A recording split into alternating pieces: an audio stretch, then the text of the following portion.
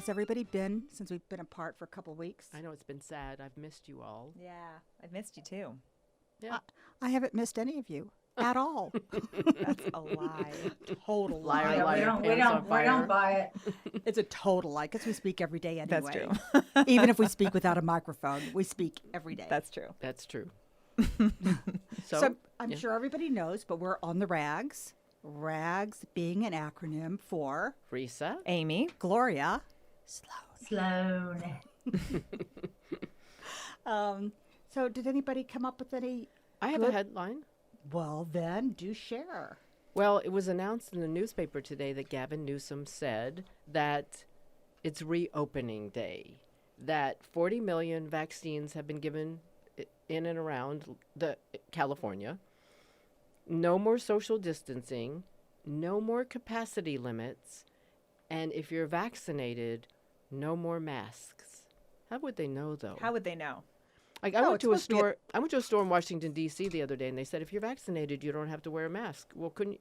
What did they do? Check vaccination reports? No, but you should have been wearing that V badge See? that Amy wanted to make. That doesn't sound like such a bad idea now, does it? No, it doesn't. Like a because- cute little something. Well, but you could still be wearing it and not be vaccinated. That's true. No, because No. you only get it when you get your vaccine card. Yeah, The- but Oh, now I'm there's sure people you that couldn't sell. find a V pin anywhere else. No, I'm not talking about a pin. That is way too easy. I'm talking about Okay, well- I'm talking about a tattoo on your forehead. Don't sign me up for that one. Okay. Well, that was my headline. Okay. Yeah, but that honor system freaks me out a bit.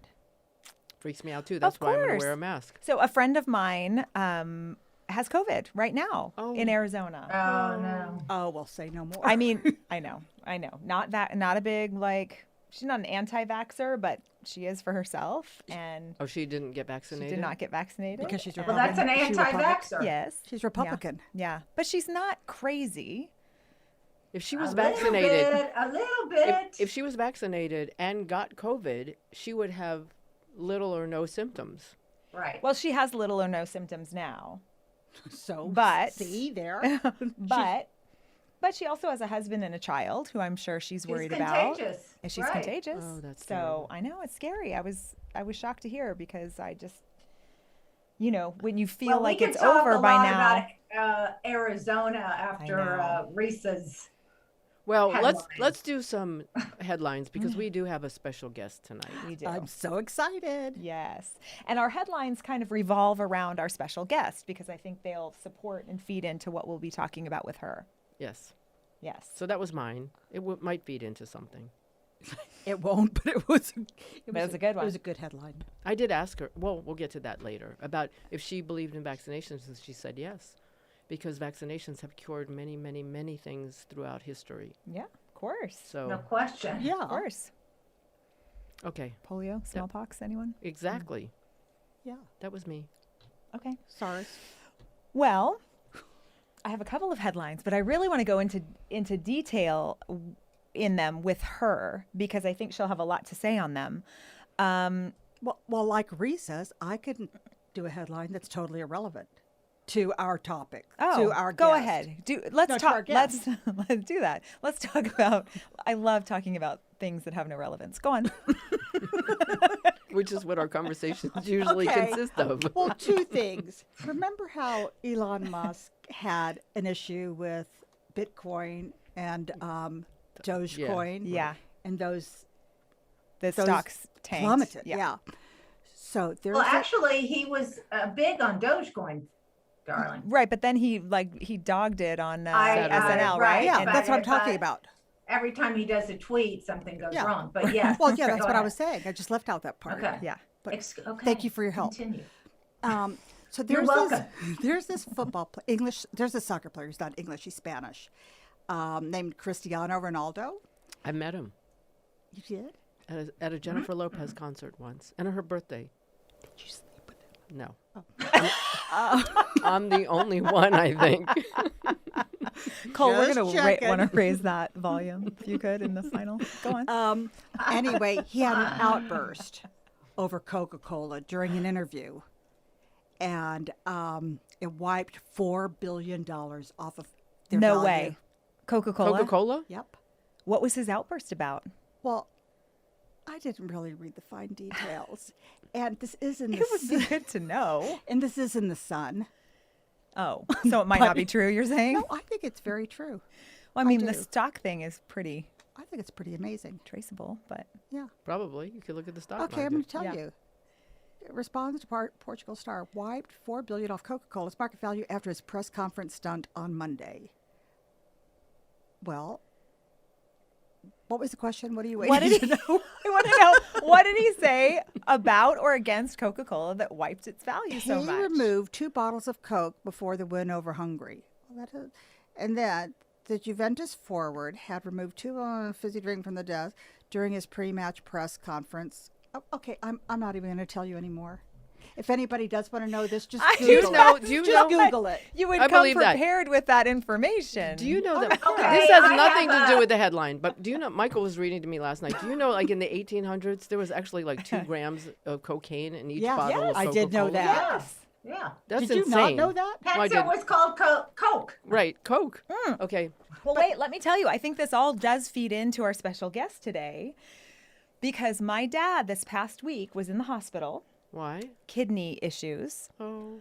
And Is he is okay. They're all his numbers are back to normal, and it was potentially like a bladder functioning problem. Anyway, TMI. You don't need these details, but it really got him into thinking about food and diet in a Okay. new and different way. See? Well, that is exactly what she'll talk about. Yes. So Yes. let's because I You're don't know. lucky. You're lucky, Amy. Yeah, I You know. have I know. daughter. It's really Yes. opened a dialogue with him. I have him watching Forks Over Knives tonight, Well, which that's what she she- will love. And I recommended that right off the heels of, learning more and reading more about Suzy and her work. But I don't think people understand how much the food industry is driven by profits. And I was saying this to my dad. I said, Coke put cocaine in their products. Like Starbucks ups their caffeine in certain drinks. I didn't know that. Oh, yeah. But it's not like it's so malicious or anything, but it's for addiction. Like there's billions of dollars spent on just the right crunch with the right fat and the right salt to get people like buzzed and crazy Amy, about food. I don't think people care because they're addicts. Right. I mean, look. They're addicted to. I am We'll get to it. addicted. Let's get to it. Let's Yeah, exactly. Okay. Exactly. let's get to it when let's get Okay, into the yes, food we got conversation. so much to Yes. talk about. I'm so pleased and proud to introduce our guest, Suzy Amis Cameron. She's a noted environmental advocate, the founder of the Muse School in California. I love that. The first, I think, and only offers a plant-based lunch program. She's a former actor and model, the mother of 5, and a new grandma. Yay. And a wife. And a wife. Okay, that too. And a Well, sister, and yeah. I know. I have a husband. Let's put it that way. Yes. Yeah. But they're very high maintenance, most of them. So I'm sure. Not Susie's. Oh no. And Really? and I want to introduce you to our fellow podcasters. This is Gloria, Hi, Suzy. Amy, Hi. Sloan, Hi, Suze. and me. The reason why we call ourselves on the RAGS is because that's the acronym. Risa, Amy, Gloria, and Sloan. So Very cool. here we are. And we have so much to talk to you about. But I figured since I know you the longest and the best, we'd maybe start from the beginning. Can we do that? Start from the very beginning. Yeah, exactly. So Yeah, let's do that. let's do it. So Suzy started out in Oklahoma, which we'll get to in a minute with Sloan. And you moved to Paris when you were 15 to become a model? I was actually 17, Oh, okay. but yeah, it was a direct shot from Oklahoma City to basically. Wow. And you had prior to that, you had been working as what, a babysitter, and then you moved to become a very, very, very big model. Correct? Yeah, I mean, I started out. My goal when I was 15, 16, 17, because I was really into riding horses. And I was on a trajectory to become a vet. I had learned to fly. I come from a long line of aviators, and my daddy taught me to fly. So I had this dream that I was going to be a flying vet and take care of large animals, around Oklahoma, Texas, Arkansas, Louisiana, things like that. And I was babysitting mainly to pay for an English saddle, because my horse was a cutting horse, and what I really wanted to do was ride English like all my friends were, and be going over jumps and wearing all those cool little outfits. And my dad said, I will feed your horse and I'll pay for the vet bills, but I am not buying a little bitty saddle. So I started babysitting, and then I had my brother at the time was studying photography. So he had a dark room down in the basement and used me as his subject multiple times. I was like, yeah, whatever, And the pictures ended up with a friend of my aunt's, and she sent them off to Eileen Ford, and Eileen wanted to meet me. And next thing I knew, my mom was saying, do you want to go to New York to meet Eileen Ford? And I was like, well, I've only been to Texas and Colorado and Louisiana. Yeah, I want to go to New York, but it was really just like, yeah, cool, let's go to New York. And I really was always had the idea that I was going to be this vet. And anyway, we got to New York and met Eileen, and both my mom and I were incredibly naive. And then my mom said to Eileen, well, we're going to head over and see Johnny Casablanca, and we're going to go see Wilhelmina.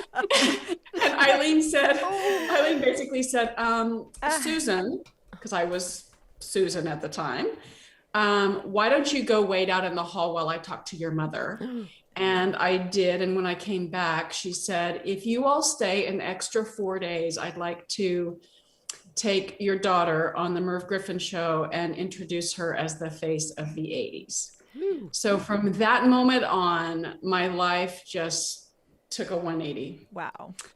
But it was an opportunity. And I love to tell young kids, it's like, everyone does have opportunities. They all look different.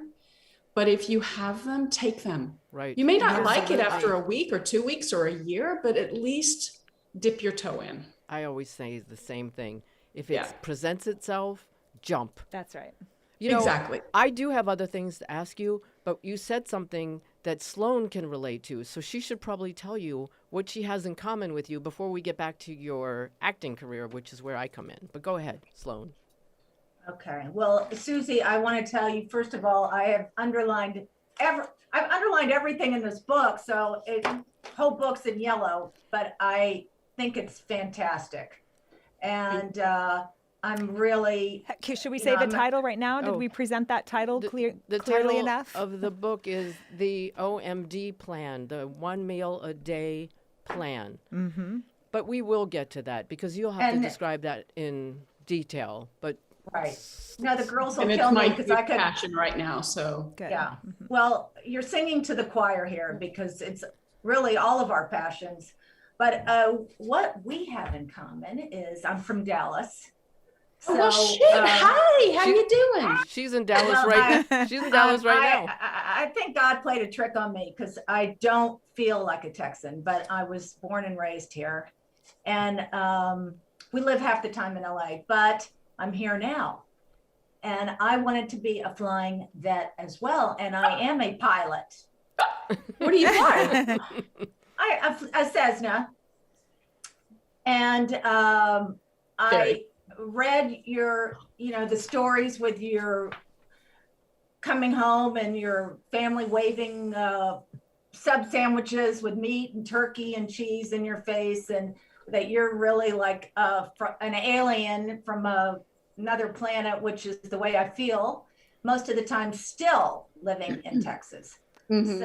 So Suzy, you and I actually became friends before I represented you because you were managed by Davian Littlefield, who I also worked with.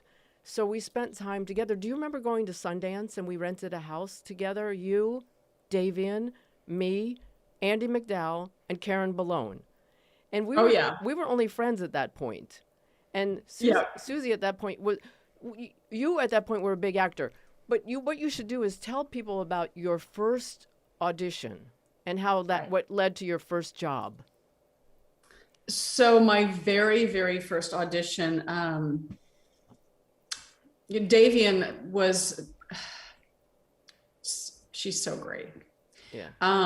She was actually working at Elite Models in the theatrical department, booking people, models with commercials and things like that.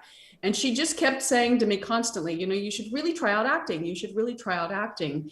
And all through my modeling career and, beyond that even, I really, really, really thought I was going to go back to Oklahoma and become a flying vet. And I kept telling my parents I was going to be doing that. And, and I was going to show up back in Oklahoma with a pretty good chunk of change, from my modeling career. And anyway, Davian kept telling me this. And finally she came to me and she said, you know what, Suze, I think you need to go on this audition. And, but you might want to, go and work with an acting coach first, Marilyn Freed, who became my coach all through my career, who was amazing. She was from the Actors Studio. And Davian said, yeah. So just go try this, this audition out. And she sent over a script and pages. And I literally had, it's like, okay, it was like Greek to me, basically. And my first audition was with Steven Spielberg. So, oh, sure. So I attribute him actually to starting my career. And, ultimately when I do bump into him, I tell him it's his fault that I ended up, in that business and ended up with my husband. But both husbands. Both husbands, that's true. But I was in there and I literally had the pages for the script. And it was like this. I was like I was kind of like reading it like this. And it was in this hotel room, but the scene actually takes place in a hotel room. So he had kind of set it up with props and everything. So I'm sitting here reading it like this. And he stopped me about, after probably like 6 lines or something. And he said, you really don't know anything about this, do you? And I said, well, no, not really, but it's really nice to meet you. And, he said, but I think that there's something interesting. And I want you to go and meet my colleague, Kevin Reynolds, who's doing this film called Fandango, with a new upcoming actor named Kevin Costner.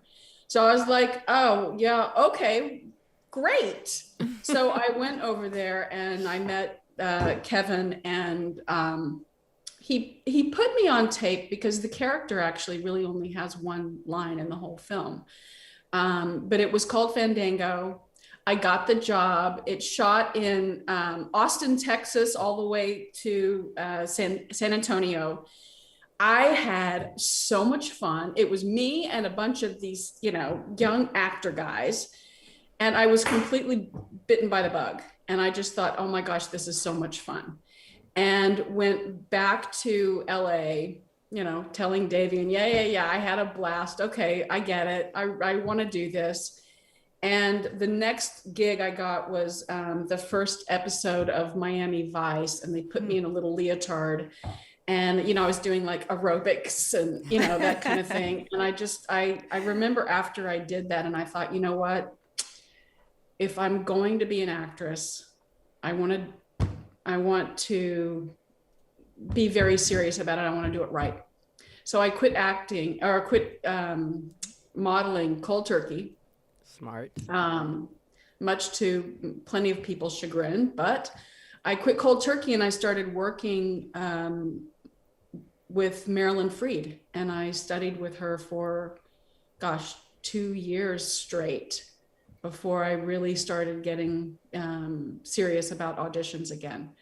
and I loved it. I loved the life and the creating characters, and it just gave me a different outlook on life, and it was just fun. It was playing, really. I married Sam, and we had a child together. How old is Jasper? He just turned 31. Wow. Yeah. I think I started representing you when you were pregnant with Jasper. Yeah. Or right after? It was right after. Because It was right after. Because you also, I know Amy has a question, but you also gave me, because Miles is going to turn 27, so you gave me so many tips during pregnancy, which even at that time, you were so smart about what things to use on your body to keep your body supple and no stretch marks. and what to, it was then, I was a vegetarian. I had been a vegetarian since I was 18, and it was then that I ate some fish, thinking what you thought, which was, I better keep this kid healthy because I can't starve him. And like when you were saying you have to have milk to make your bones strong, but we'll get to that. But Amy had a question. No, I just had a question about your transition from modeling to acting. And at what point did you sort of think, oh, I guess I'm not going to be a flying vet anymore? Was it acting that kind of stole your heart from that previous dream, or did you still carry it for a little bit, or do you still? I did. I definitely carried it for a while. The closest, because my dad would literally call me up early in the morning. And, it was typically in between gigs. He'd call me early in the morning and say, I don't understand why you're not up. You need to go get yourself a real job. Maybe you should become a waitress. Lots of actors, are waitresses, and you can build some character. And I was like, do I need more character, Dad? I mean, seriously. Yeah. But the closest I got to being a vet was I played a vet. In a film called Watch It. And I got to, I did a lot of research around, being a vet, because that's one of the pieces of, I think, being acting that I love the most was researching the various characters. I am an info junkie. I just love to learn. Yeah. But I got to work a lot with, kind of like standby with vets, and almost like an internship. And in the scene, actually, they had to put a cat to, under anesthesia just to clean its teeth. So it was like this limp little kitty cat, cleaning its teeth. Yeah. And later on, and I just, really realizing what a large animal vet has to go through, those long. Oh yeah. You're going in. Yeah. You're going in. But I love animals, and my kids still ride horses, and we've got lots of dogs and a kitty cat. Yeah. I just rescued a wild baby boar. What? No. I know. I was nervous that you guys could hear him because he's out on the patio. Oh my God. We love that. I wish we could. He lives upstairs. He lives upstairs with us. We got him, and he was literally 1 kilo, so 250 pounds. And I didn't think he would make it. The kids found him on the farm and brought him inside, and I was just like, "Oh, you guys, please." Anyway, he thinks I'm his mommy, and his name is Buster. Well, how big is he go? How big will he get?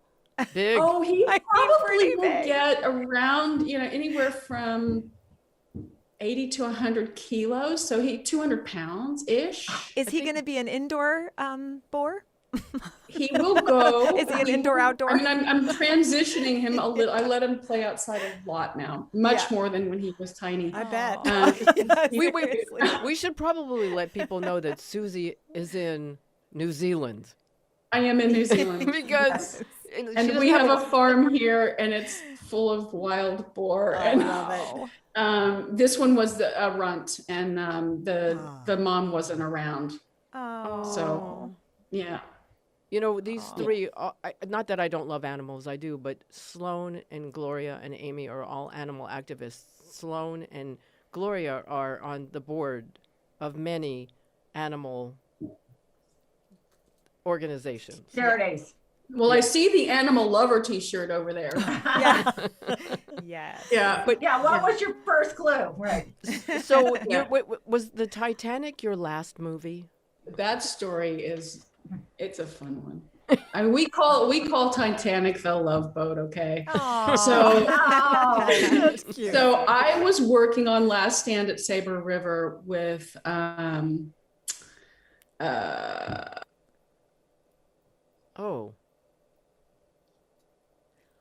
Oh no. Oh, no, I can't remember. What Oh, did you there say? What did you say? Wait, say it. It cut out for 1 second, right? Oh, did okay, you so not I was say it? working. I was working on Last Stand at Sabre River Uh-huh. with Tom Selleck. Oh, oh. right. And having lots of fun because it was a period piece, and I was riding horses and shooting rifles, and I having a blast. I even got to do the stunt riding, which was really fun. I was followed by helicopters, like. I love adventure, if you didn't know. Yeah. So I'm there, and I was dating this guy. A lovely, lovely French guy that I had met, and he was really great. And, but I just, I have to say, I just didn't, it wasn't as reciprocal as I think he wanted it to be. Okay. Because he really wanted, he wanted me to move to France and, have a life together. And I just kind of thought, it doesn't feel right. It doesn't feel right. And he wanted to take this really big trip, and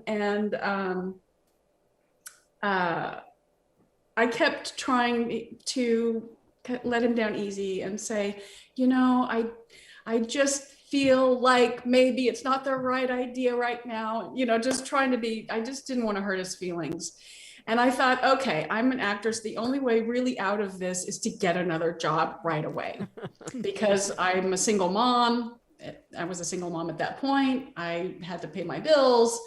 And so I'm on the phone with Davian literally every single day. And I think, Risa, you too, just like, you guys, you've got to get me another job. You've got to get me another job. And so cut to, we wrapped. It was the last day.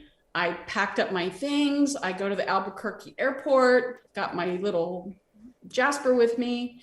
And I hear Suzy Amis pick up the white courtesy phone. I don't know if they still have white courtesy They probably phones. don't, but No, I know they just text you.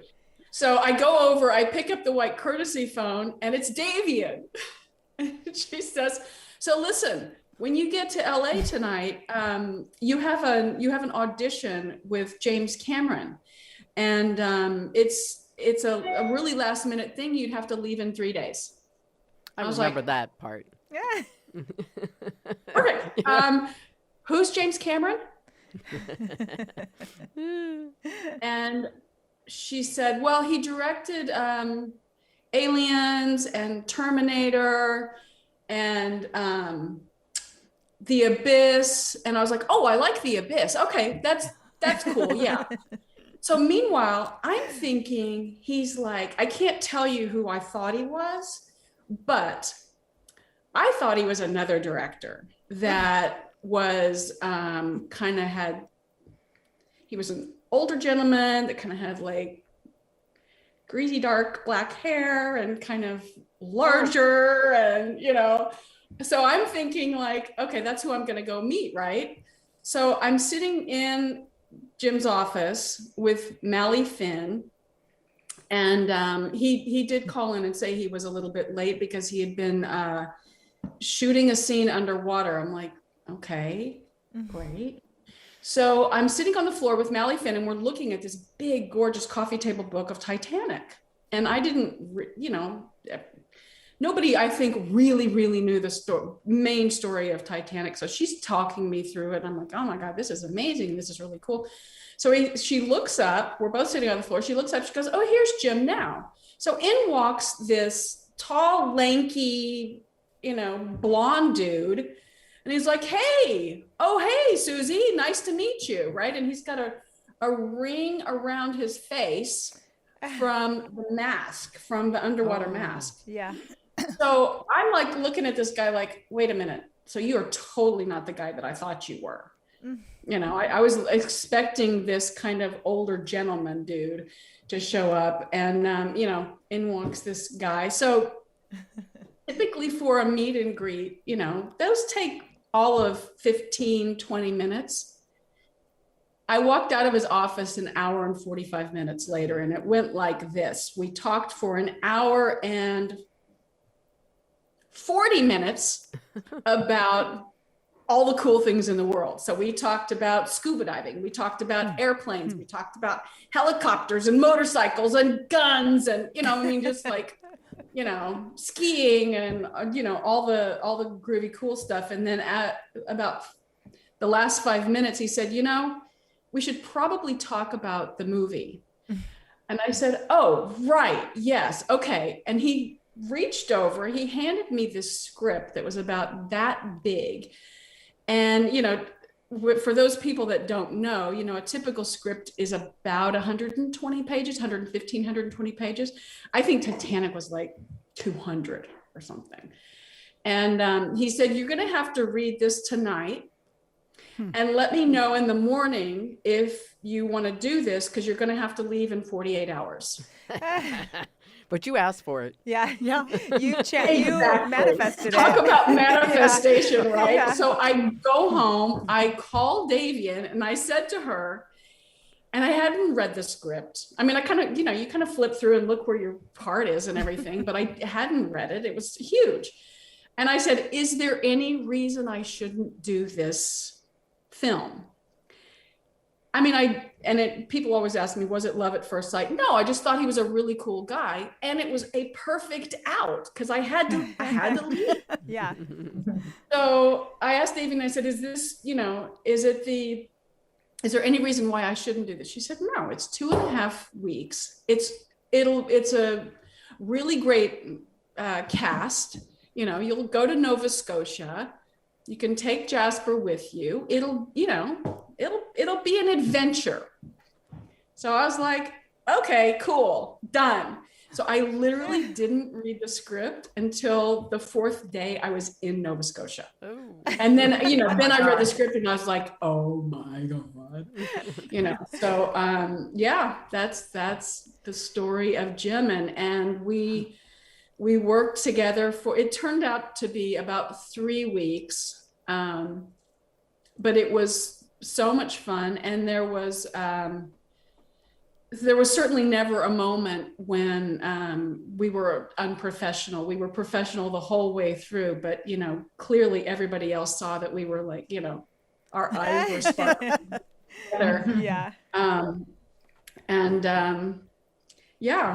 that was that. And then there became several children, and 3. right. That's several is 3, I think. There are So 3 Amos Cameron children. Right. Oh. And then there's Jasper also. And you decided one day that your children needed to be educated in a different and better way, right? So cut just like I did from modeling to acting, when Jim and I knew that we were going to be, having a life together, I basically said to him, look, one of us, because I had already been in a relationship with somebody in the business, I said, one of us is going to have to quit working. And something tells me it's not you. And oh, by the way, I really want to have a bunch of kids. So I quit acting cold turkey. And, I don't know how many times you ask me, are you sure? Don't you want to? Somebody's calling for you, but I quit cold turkey. And I had a beautiful run and I loved what I did. And I wanted to be a mommy. And so that's what I did. And through that experience, we had watched Jasper and Jim had a young girl, Josephine, go through different schooling systems. And I just watched them suffer. I hated school.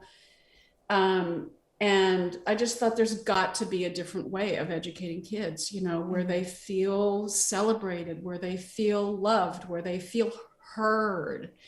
And they're taught about the environment. They're taught about, their own psychological needs. They're taught about, the earth and taking care of it and their passions. So it's, I founded Muse School. Muse is a passion interest-based school.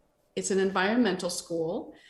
And basically how it works is the kids learn their core academics, and then each child has their very own passion. And this can be anything from astrophysics to marine biology to cosmetics to fashion design to motorcycles to pigs to large vets or large animal vets to cats, large cats, lions and tigers and those kinds of things. So are they not choosing sort of a predetermined category? You just sort of cultivate that individual specific thing that they love? They choose whatever they want. And we ask the children, we do not ask the parents. I love that. Yeah. So, and then what ends up happening is we connect them with a mentor. And for instance, we've had kids that were interested in astrophysics. We were able to get internships for them at JPL, or, Awesome. a child that might be interested in marine biology, and it connect them with Scripps Institute or even Woods Hole.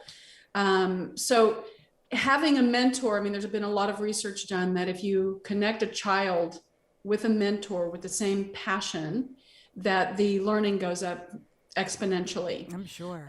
So what happens is they have their passion, and we incorporate the academics into whatever their passion is. So what ends up happening is the kids are so excited about what they're doing. They're learning at 2, 3, and 4 grade levels ahead of the state and national standards. And it's been unbelievable, what these kids have come up with. And some of them change their passion every semester. And some of them have a passion that spans years. We have one kid who actually just graduated. He graduated last year. And he started a catering business and a vegan plant-based catering business in 5th grade.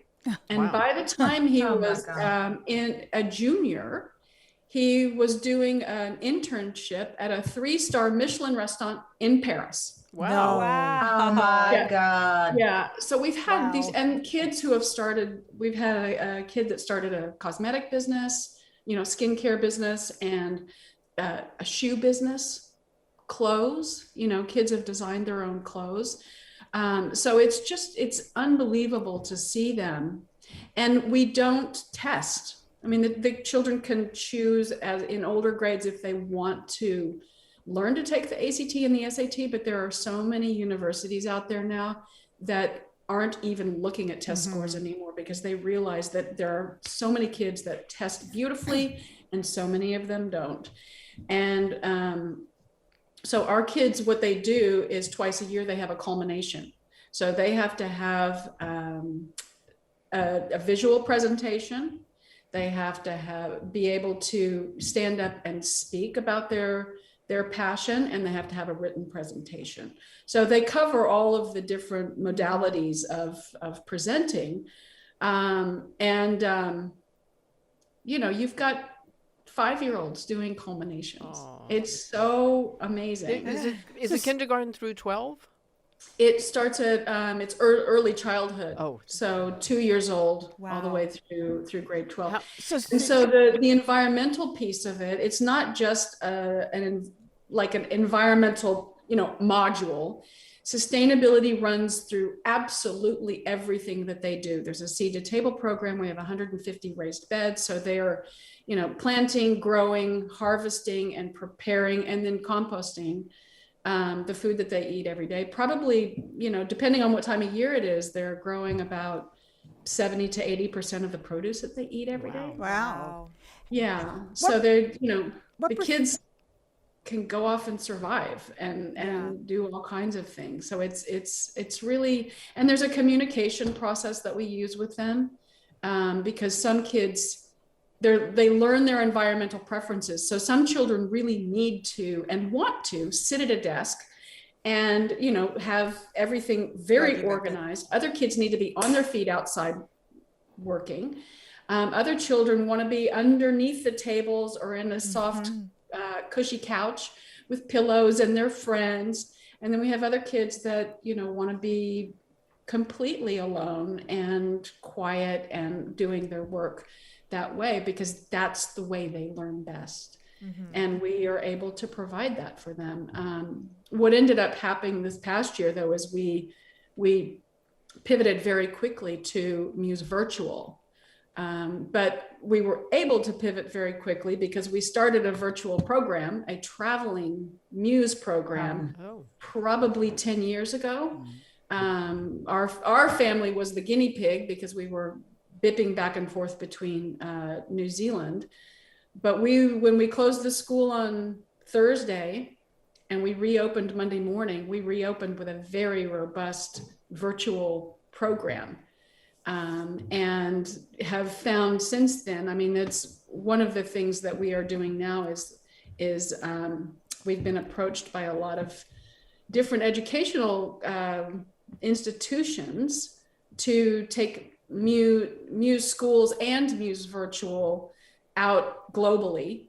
And because what we realized, especially with Muse Virtual, it's a unique way of teaching and learning anyway, but with Muse Virtual, there were so many articles coming out about that kids were having such a hard time learning virtually. Parents just wanted duct tape to tape their kids to the chairs and, so that they would learn. And we were experiencing exactly the opposite. Our children were happy, our parents were happy, our teachers were loving it.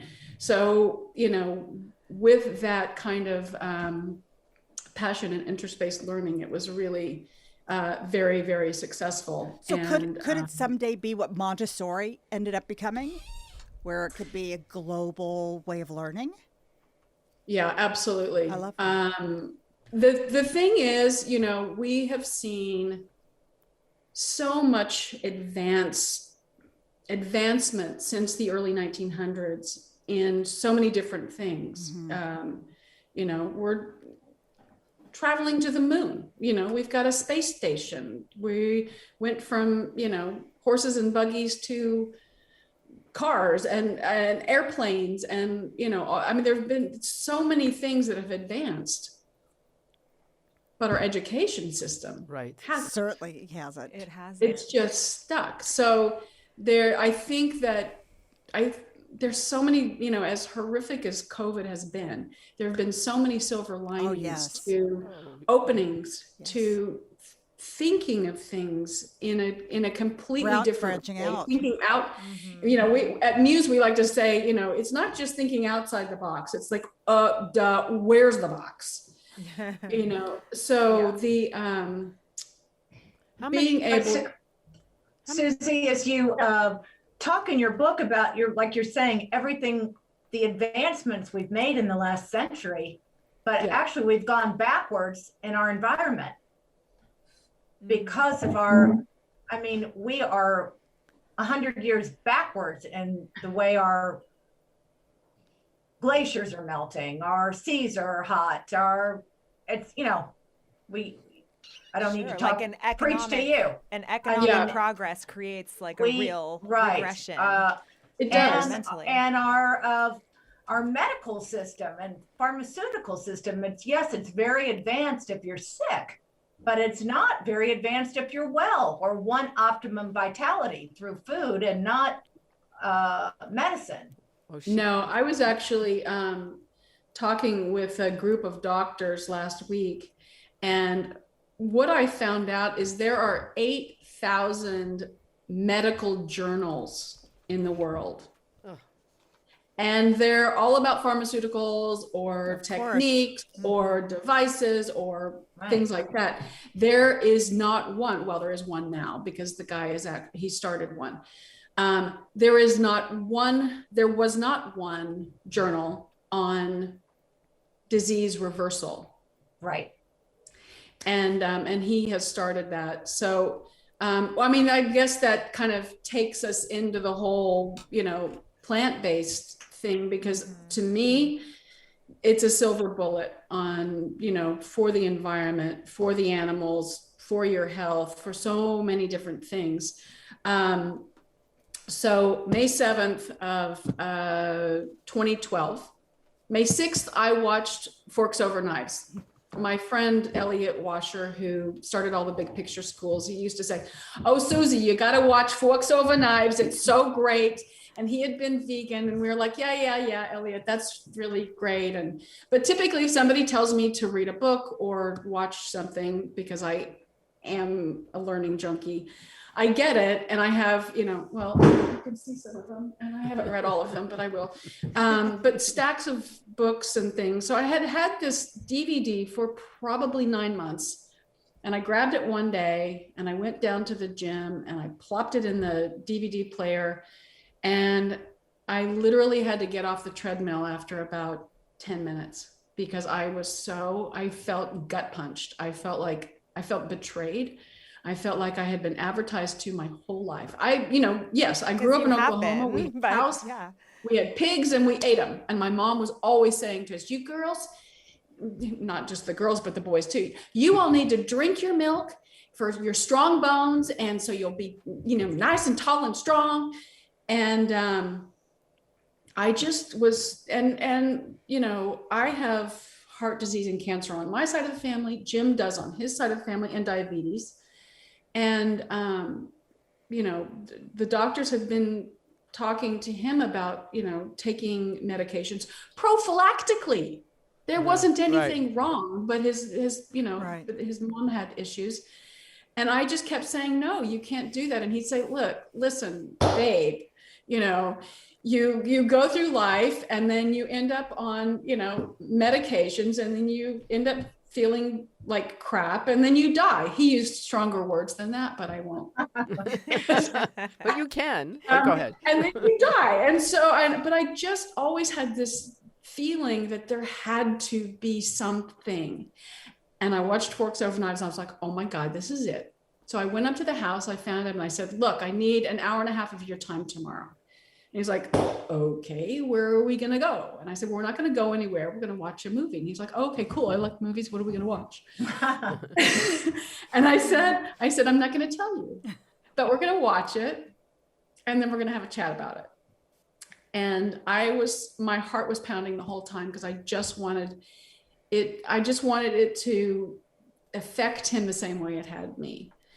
And we finished the movie, and from the TV room into the kitchen, we arrived in the kitchen. He said we shouldn't have any more animal products in the house. 24 hours later, it was all cleaned out. Wow. We had goats up at our ranch, and we had goat yogurt and goat cheese and goat milk once a week. And we stopped that production. We kept the goats because they're great for fire abatement and they're cute and everything. But it was just like that overnight. And then we got up on our soapboxes. Yeah. We were born again vegans, and we were telling everybody that's what they needed to do. And we sent out bags full of books and DVDs. I just want you all to know. That's what you need to do. And it's the best way. And you're going to have so much energy, and you're going to feel so great. And people would basically see us coming, and they would turn around and run the other way. Yes, I know. Yeah. Sloan is a vegan. Gloria's husband is a vegan. But his whole life. His whole life. I'm a vegetarian, technically. Every once in a while, I'll have a piece of, well, not really, fish every once in a blue moon. But I have been since I was 18. But I do eat some cheese and some milk sometimes, which I know is bad. Yeah. And Amy is different in herself. You do you're yes. Well, I'm vegetarian, but I do eggs and cheese, which I'm trying to really curb. Yeah. So we're with you, but I mean, I could say a lot about the eggs and cheese, but I don't know if you really want I me know. to. I've heard it. Yeah, I've heard it. I've read know. it. but we use egg I- product. But we use egg products But- because we learned from Terry also. So we use fake eggs. So Yeah, yeah. it Yeah. works. No, It works I the have- same. Once you know all these things, you just can't put the toothpaste back in the I tube. know. No, and that, I You mean, that's just what really happened with can't. him. But you know, Suzy, But it a was- lot of people do know, and they still continue with their Well, let me tell you. So, habits. Suzy, You know, my dad, Yeah, it's true. my It's dad true. this last week, he spent the last week in the hospital for kidney issues. And I do think that once you have your food situation figured out, and being plant-based or as plant-based as possible, which is why I'm a huge fan of OMD, because it's very tangible and practical and something that everybody can do that really at least gets you on the path, right? Yeah. It's a Yes, start. And exactly. it's very clear and it's not scary. And I love how you tell the story. I actually listened to the book. I listened to your Audible version, which I loved. Oh, cool. But, you know, suddenly at 72 or 73, whatever he is, 72, I think, he's got this newfound, I have him watching Forks Over Knives tonight, right now. I hope it's happening. He said it was going to happen. But he's suddenly very interested and his eyes are open to something that I've been like, you know, I think he would, if I weren't for being his daughter, he would also turn around and run the other way every time he saw me over the last decade, because I'm always kind of finger wagging. After he watches Forks Over Knives, tell him to watch Game Changers. Yes. I've seen Oh, that. yes. Yes. The best. Oh, That you know, is the best. It's the best. It's interesting because when Yes. those kids were at the house that night that you were there and they were playing basketball, and the one that was, his name is Tree and he's really tall, and he was talking, and I was telling him how he should be eating, and he said, yes, I really want to do that. And I said, do you know what a gorilla looks like? And he goes, yes. And I said, they eat plants. That's what gorillas eat. Look Yeah. at their bodies. Right. Yeah. Yep. Yeah. It's true. Sorry, interrupted. Yeah. Yeah. So have your kids always been plant-based or? My kids? Yeah. Well, no, they were, my youngest was 5 when we went plant-based. So I think it was easier for her. Certainly when we were, you know, back in California, and we only had plant-based food at the house, and then they were going to Muse, so there was plant-based food there. You know, the hilarious thing is they would smuggle contraband. Like I would cheeseburgers or I would cupcakes literally or all of it? find, like, you Oh know, my God. packet of 6 eggs, or I would find a chunk of cheddar cheese, or sometimes Little rebels. Yeah. bacon, sometimes little butter. But it would be like tucked under stuff in the way back of the fridge, you know. So they thought they were being really naughty. And I just thought, you know what, if they feel like they're getting away with something by doing that, instead of, you know, drinking or taking Of drugs, course. then Absolutely. hallelujah. But at this point, they overhear me talking all the time, but I don't preach to them in a way, because I think, you know, with kids, especially teenagers, they're just going to go the opposite Of way. course. What they have found out, none of them eat any dairy at all. They don't touch it because it makes their face break out. And I would say they are probably like 95% vegan. You know, I have but I have 4 grandchildren, and none of them have had meat ever.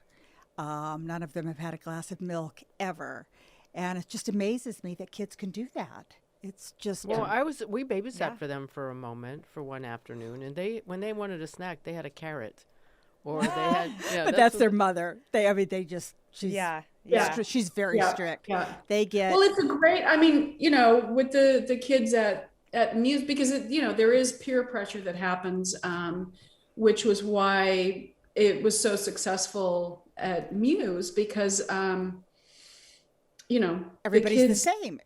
Nobody, I mean, nobody you has that have candy bar in their children. lunchbox, or there's Cheetos in their lunchbox. Exactly. And we would have children show up, you know, and the parents would the first day would like kind of drop them off and say, you know, my kid doesn't like anything green, good luck. And within a month, you know, because they're growing their own things, they're eating, you know, Yeah, that's green what I was. beans off the vine or tomatoes or whatever it is. And but that becomes a positive peer pressure. The kids are really, you know, influencing each other and That's what I saying was. how great it is. I was going to ask you what percentage of your students come from backgrounds that Muse is all about, or that come from a plant-based household. It's all over the map. So half, Because All over the 50%. map. when Yeah. you I mean, I had started- parents that would pick their kids up and bring beef jerky, you know, because they were like so freaked out and thought that their kids weren't going to be healthy.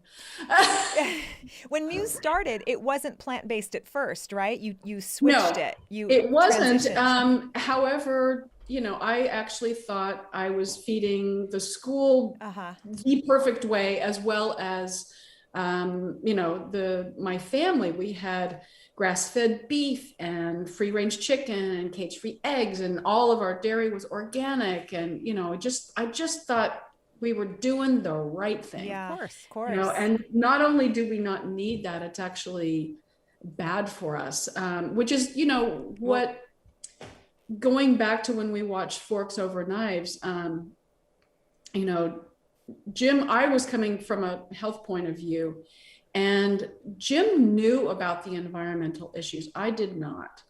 Even though I was working with the largest environmental NGO in the United States, maybe the world, I was on their leadership council, and I learned all about every environmental issue. I mean, it's in the book, but there was one moment where I just had this epiphany, because I learned about dead zones and deforestation and ocean acidification and melting glaciers and climate change. I mean, every environmental issue you can imagine.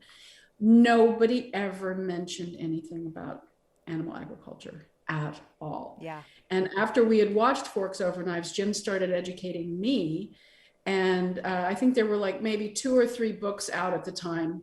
And I devoured those. And then I went back to these meetings, and there was one of them where I just had this like bubble come up over my head, and it was a flower, and each petal was an environmental issue.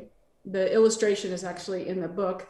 And in the middle was animal agriculture, because you can connect the dots back to every environmental issue. And it's very so hard then to I find was that like, info.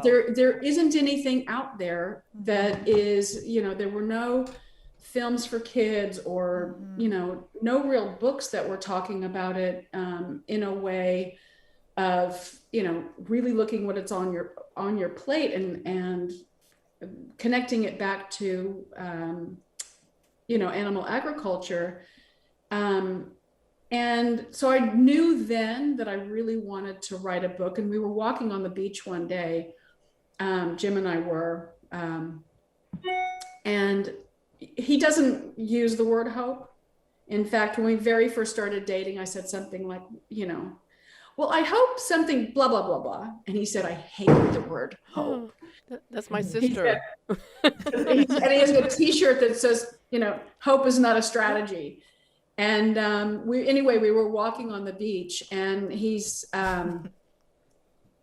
said, you know, for the first time in my life, I have hope. The more people we can inspire to eat plant-based, the more we can move the needle on climate change. And it was that moment that I knew that I wanted to be creating content, you know, not only for adults and teenagers and little kids, in every way I possibly could, whether it was films or books or, you know, just even speaking to them, or creating food products or whatever that might be. But it's, you know, and then, you know, it was not long after that we started really talking about the school. So it's an environmental school. And we started saying we cannot call ourselves an environmental school and still be serving animal products. Right. So we took 18 months to educate the children and the teachers and the parents. And every month I brought in either a doctor or a climate scientist or a chef or an author or an athlete to talk to the kids and the teachers. And then at nighttime, we would have the grownups come and talk to them about plant-based. You'd give them a nice glass of wine and most wine is vegan. I was going to say it's very plant-based drink. And Not all wine. Beautiful plant-based food. And then fall of 2015, we made our announcement. We're the first plant-based school in North America, and we promptly lost 50% of our kids. Oh, Oh no! And so I just thought, well, Yeah. guess what? I guess we've just killed the school. wow. But at least we killed it for a good reason. Oh no! There's So, so much but fear. the good story is we regained our enrollment very quickly, and we surpassed it. And then we started having families move to the area to take their kids to school there. We even had some families from Europe show up, and it was one day that our head of school got very frustrated with the families and said, "People, you can feed them what you want for breakfast and feed them what you want for dinner. It's one meal a day. Right. It's OMD." So that's where that comes from.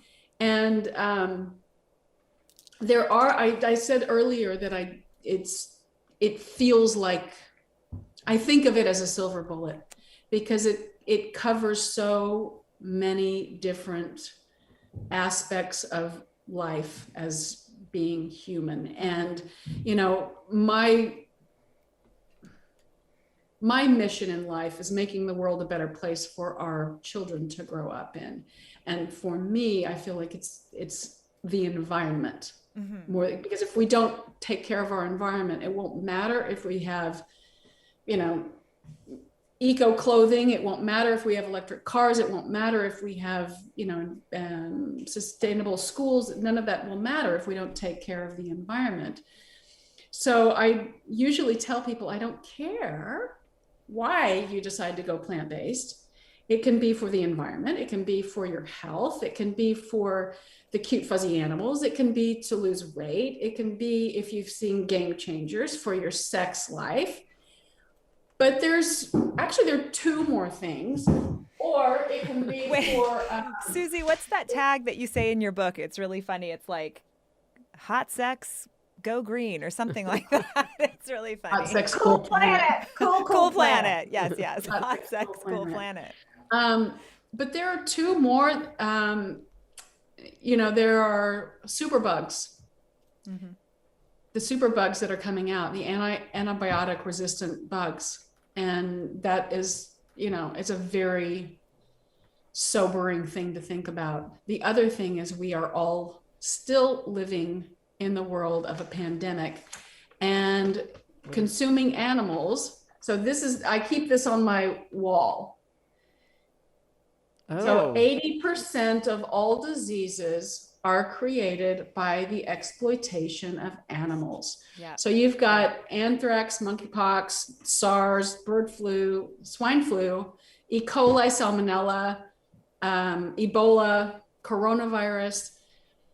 And, you know, if you talk to top epidemiologists, this is a huge pandemic. It's probably the first of many. So if we're really, really going to think about, you know, moving forward in the world, we have to really think about what we're putting on our plates. We cannot feed the human race by feeding them animals. We absolutely can't. We would need 4 to 5 more Earths for that. We did math on our land here because we used to have a dairy on our farm here before we went plant-based. And just about 2 months ago, we found out that we're the #1 organic supplier of brassicas here in New Zealand. So that's cabbage, cauliflower, broccoli, Brussels sprouts, those kinds of things. And in 1 year, we can grow 30 tons of brassicas on 1 hectare of land. Or we could grow 1 ton of flesh of Ew. animal product, right?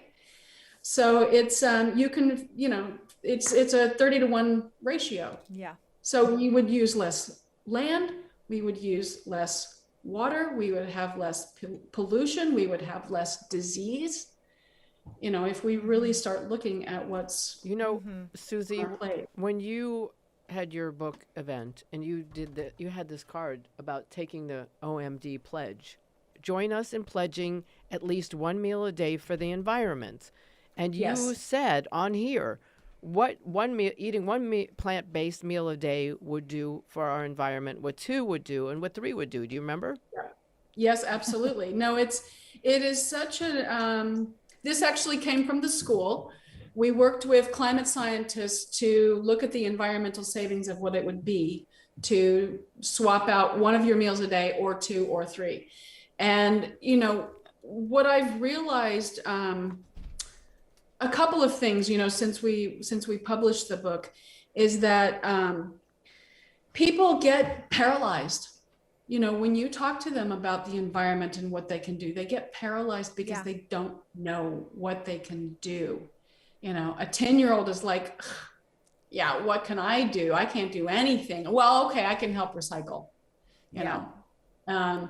Grown-ups are like, yes, of course I recycle, and I change my light bulbs, and I drive an electric car, but how many people can't afford an electric car? They can't put solar power on. They're too young to do any of these things. So OMD is incredibly empowering for the individual, because every single time you put food on your plate, you're either harming your health and the environment, or you're helping your health and the environment. So one person swapping out one of their meals a day to a plant-based meal for 1 year saves 200,000 gallons of water and the carbon equivalent of driving from Los Angeles to New York. That's one person. 10 years old, 5 years old, 80 years old, it doesn't matter. Every single person can help to make a difference. And the other thing I found when I was on my book tour, because I really prepared so much, because the second you start talking to people about their food, which I'm sure, you know, you guys have experienced that, people either run away or they get mad, and you know, it's very personal, and it's about traditions, and it's about culture, and it's about so many different things. So I made sure that I was bulletproof, you know, because I didn't want, you know, to have them asking questions, you know, that were going to poke holes in what I was saying. And I would just feel the tension of these people, you know, saying, don't tell me what to eat, and, you know, don't take away my burger, and, you know, and I would start talking to them about OMD, and you could just feel them relaxing, because it was, you know, I would hear them say, you know, oh, That's easy. well, that's easy. I can switch out one of my meals a day. That's doable. I mean, Oprah said that's graspable. I can wrap my head around that one, because it's just something as simple as, you know, putting oat milk on your cereal instead of cow's milk, or having a bean and veggie burrito instead of a beef burrito. Or, let me say to all the listeners out there, to me, that is one of the easiest things you can do, is just switch to non-dairy milk. Right. Yep. I have not bought dairy milk for, I don't know, 20 years. And that is a single solitary thing that has changed my health.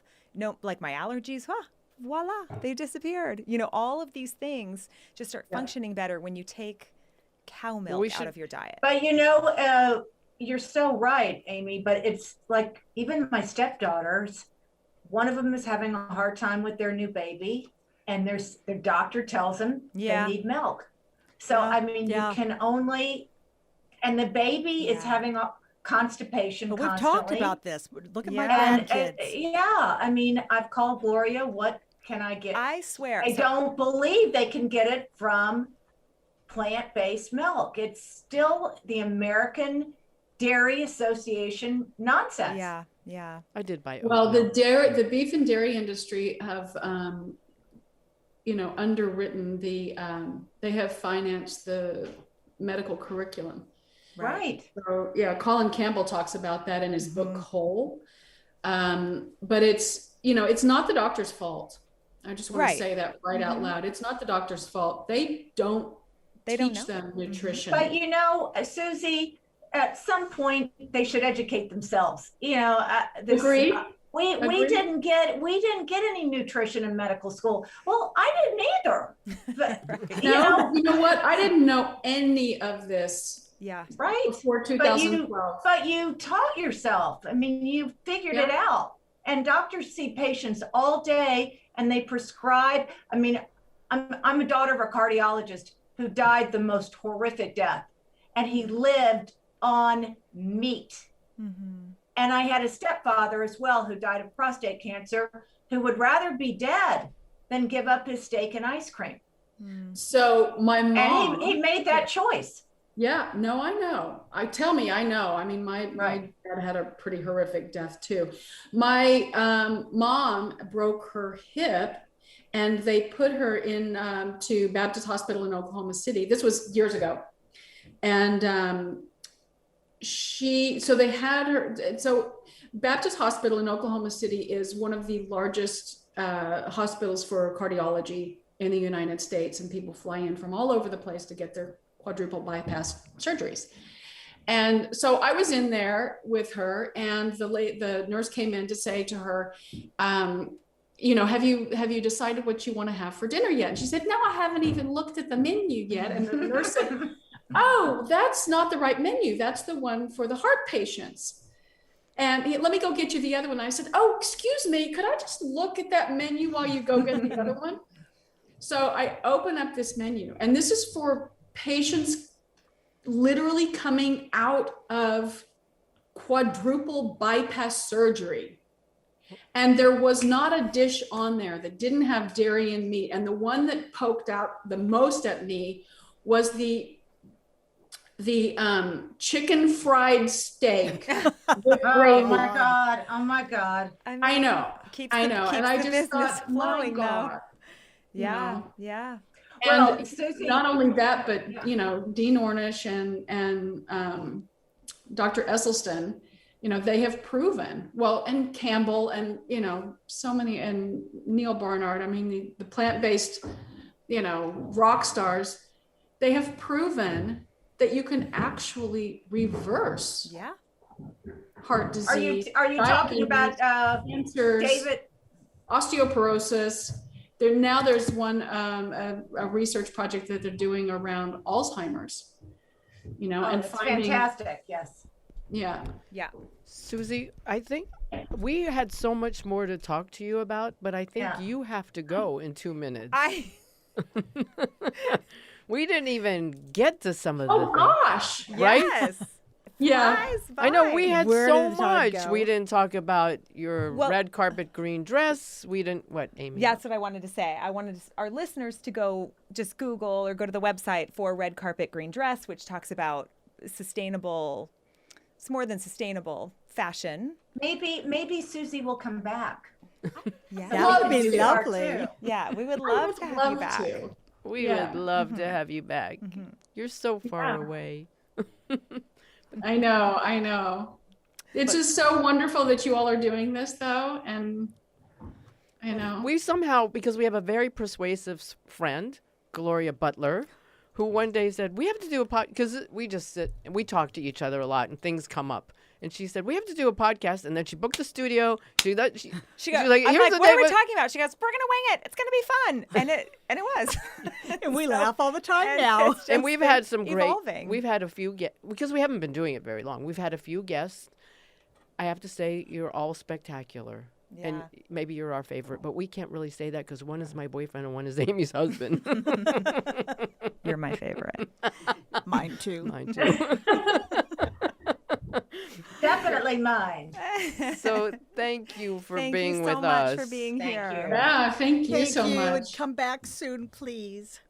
Okay. That was great to have you. All right. Bye. Bye. Bye. Okay, does anybody have any raggeries this week? I'm not sure if mine is a raggery, Huh.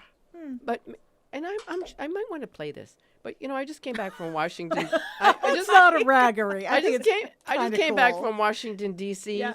where I remember this as a child when the cicadas swarmed, and in Maryland, where my sister lives and my mother, there are cicadas everywhere. Swarming. And honestly, I think they're leaving soon, so there weren't so many dive bombing. I mean, I could see them flying by, but I just want our listeners to hear what it sounded like. The symphony. Oh God. I love it. That was walking Do you through. love it? No, That I was love walking- that she did this. Oh, I don't okay. love It was that walking sound. through I a was wondering. beautiful forest. There was a lake, and in the trees, that's what it sounded like. So I'm not sure if that's a raggery.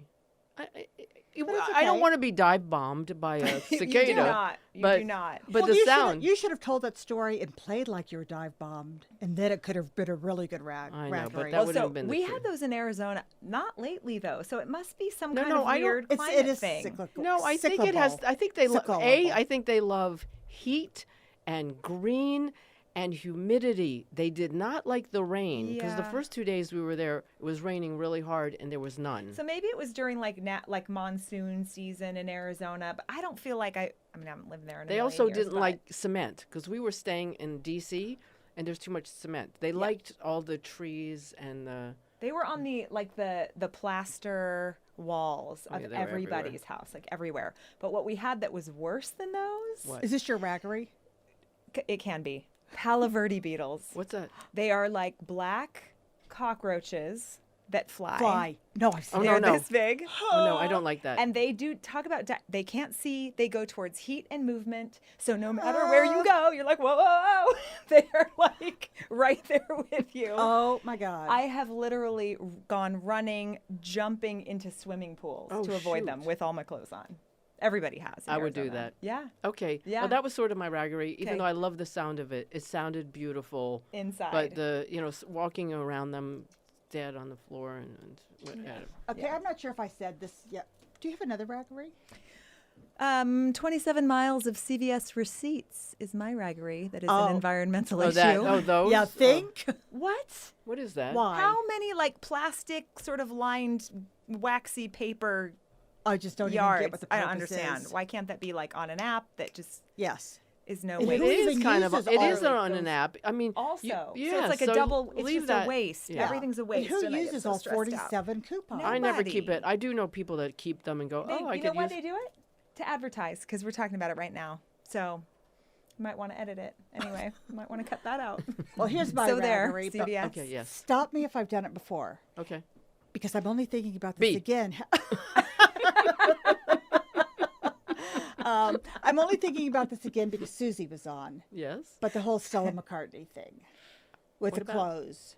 I don't know the story. Okay, Stella McCartney, who is awesome as we all know, and what she's done for what her family's done for the vegetarian stroke vegan world, and what she's done for Slash. vegan clothes.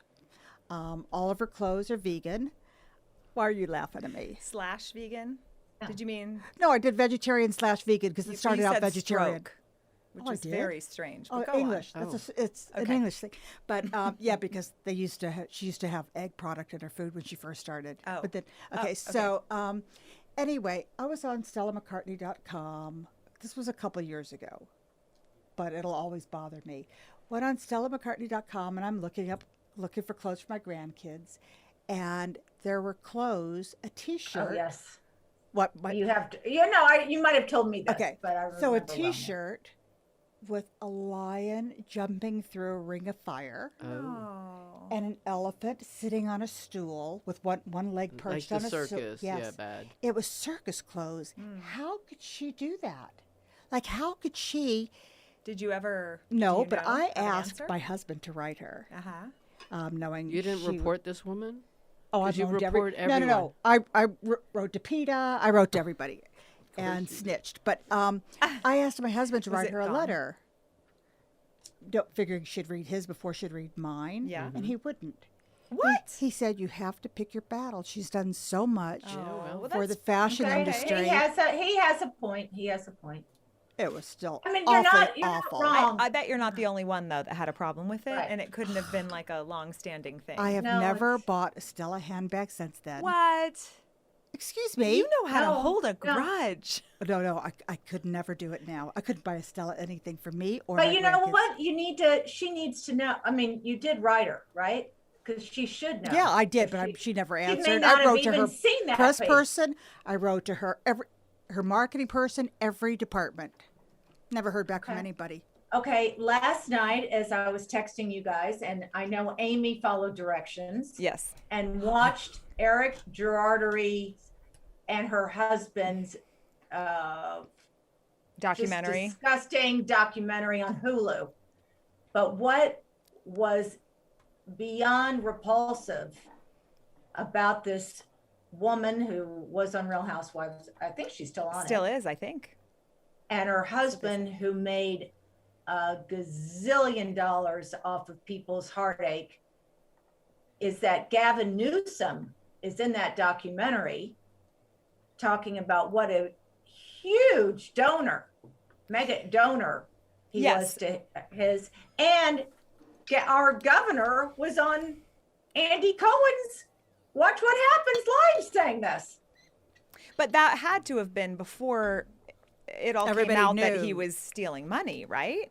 Okay, Had but to there have was been. lots and lots and lots of people that had tried to let people know, but they said, Yeah. who are you going to call? Right. The governor's getting money from them. Yeah. The mayor's getting It's money true, they were from them. trapped. It was the woman who He worked for him. owns was all the trapped.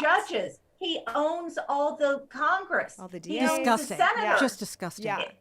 It's true. I mean, I know because I've been in lawsuits myself in Texas. When people own the judges, you're in trouble. It's Yeah. scary. And look at these people that were owed. Anyway, Yeah. you get it. I mean, Yeah. I could Got go it. on about it. Well, can but I give anyway, a- I'm very upset about it. It's called, if anybody wants to watch, it's called what? The Housewife and the Hustler But can I on give Hulu. Can I give a joint kudos from all of us Yeah. to Israel being the first country in the world to go fur free or to Yeah, ban the sales fantastic. of fur? Yeah. Great. Fantastic. It's wonderful. Amazing. Our To- joint kudos. Yes. And I would Oh. like to give a kudos to our president of the United States right now for doing such a great job overseas, representing us after what our country's been through in the last 5 years. I would golf clap that as well. Okay. No, okay. Let's say good. Okay. Let's say but- bye. Bye for now. Okay. Goodbye. Bye. Bye. Bye, Sloan. I am See such you a next I'm time. such a party Everybody. pooper. You are. I just Sometimes. crash Yeah, everything. you are. You wanted to go. Bye. No, all. no, no. Bye.